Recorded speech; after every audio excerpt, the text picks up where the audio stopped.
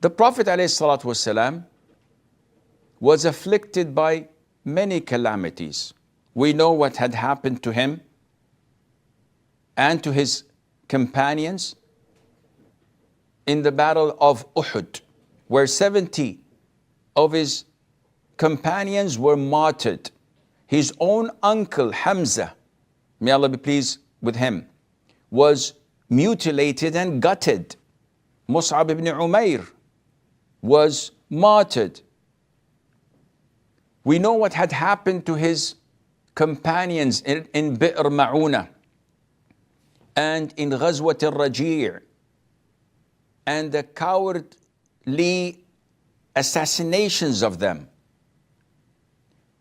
Yet, despite all these calamities, this did not stop the Prophet ﷺ from being happy on the day of Eid, from allowing his wives and family to use the duf on the day of Eid, to sing songs and chant and play, despite all of their calamities and tribulations and sadness, which indicates to us the wisdom of the Sunnah that a lot of the Muslims don't know.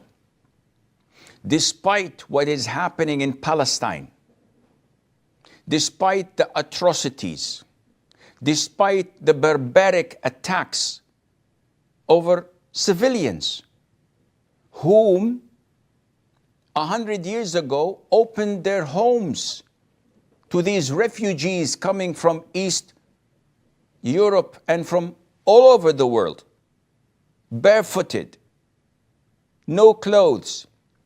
They took them in.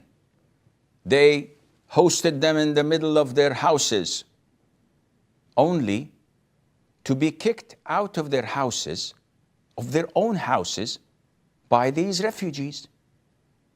And now they're trying to kick them out of their own porches. And now the owners of the land are becoming refugees.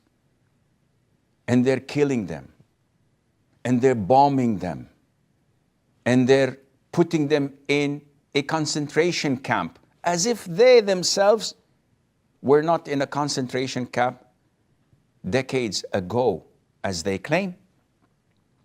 When we see this, a lot of the Muslims, due to their ignorance, say that we should not celebrate Eid. We should mourn the dead. We should react to what's happening. And this is not the way of the Prophet ﷺ. The day of Eid is a day of jubilation. The day of Eid is where you express your servitude, your submissiveness to Allah Azza wa Jal through being happy, through being grateful and expressing your gratitude to Allah for completing the month of Ramadan.